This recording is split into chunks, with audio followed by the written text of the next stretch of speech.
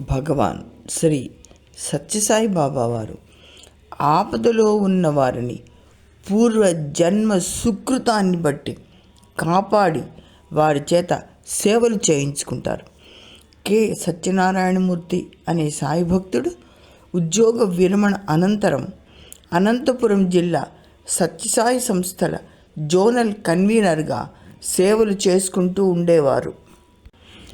ఆయన కమ్మగా భజనలు పాడేవాడు.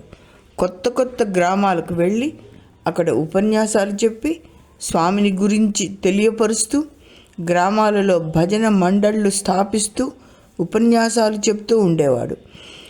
పుట్టపర్తిలో కాపురం ఉండేవారు ఆయన శ్రీమతి సీతాకుమారి. ఆమె బాల వికాస్ గురువు. కరోనా సమయం వచ్చింది, కష్ట సమయం. అతనికి అతని శ్రీమతికి కూడా పాజిటివ్ వచ్చింది.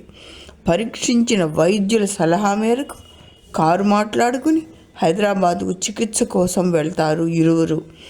అక్కడ వారి బంధువు ఒక డాక్టర్ ఉండటాన ముందుగా ఫోన్ చేసి చెప్పడంతో అతడు ఒక హాస్పిటల్లో ఒక రూము వీరి కోసం కేటాయించి ఉంచారు. భయంకరమైన కరోనా కాలంలో బంధువులు వచ్చి చూడటం, మాట్లాడటం భయం కనుక అందరూ ఫోన్లు మాత్రమే చేస్తూ ఉండేవారు. ఆ పెద్ద గదిలో 2 6 అడుగుల దూరంలో ఏర్పాటు చేసిన 2 పడకల మీద ఉంటుండగా వైద్యం జరుగుతూ ఉంటుంది. కొద్ది రోజులకు అతని శ్రీమతి సీతమ్మకు కొంచెం తగ్గుతుంది. సత్యనారాయణమూర్తికి అలాగే ఉంటుంది. వైద్యులు వారి బంధువైన వైద్యునికి, సార్, మీ బంధువు ప్రమాద స్థితిలో ఉన్నాడు. వారి కుమారులకు బంధువులకు తెలియపరచవలసింది. నమ్మకం లేదు బ్రతకటం అని చెప్తారు. ఒక కుమారుడు దుబాయ్లో, ఒక కుమారుడు బెంగళూరులో ఉంటారు. వారికి తెలియపరుస్తారు.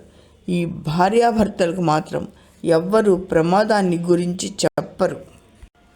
ఆ రోజు ఉదయం 10 గంటల సమయంలో సత్యనారాయణమూర్తి పడుకొని ఉన్నప్పుడు స్వామివారు శ్వేత వస్త్రధారి అయి అతని బెడ్ దగ్గరకు వచ్చి అతని తలపై తమ దివ్య హస్తం ఉంచి ఆశీర్వదించి చిరునవ్వుతో వెళ్ళిపోతారు. అతడు కళ్ళు తెరిచి ఇది కలో నిజమో తెలియక అతని భార్యతో, గదిలోకి ఎవరైనా వచ్చారా అనగా ఆమె, ఎవ్వరూ లేదు, మీకు కల వచ్చి ఉంటుంది, పడుకోండి అంటుంది. ఆ రోజు ఉదయం 10 గంటలకు స్వామివారు శ్వేత వస్త్రధారి అయి నా బెడ్ దగ్గరికి వచ్చి తమ దివ్య హస్తం నా శిరస్సుపై ఉంచి ఆశీర్వదించి వెళ్ళిపోయారు. మరునాటికి నా ఆరోగ్యం పూర్తిగా బాగుపడింది. జై సాయిరామ్. తెల్లవారి వైద్యులు వచ్చి అతనిని పరీక్షించి ఆశ్చర్యపోతారు. అతనికి పూర్తిగా కరోనా తగ్గిపోతుంది. సత్యనారాయణమూర్తి పూర్తిగా కోలుకుంటారు.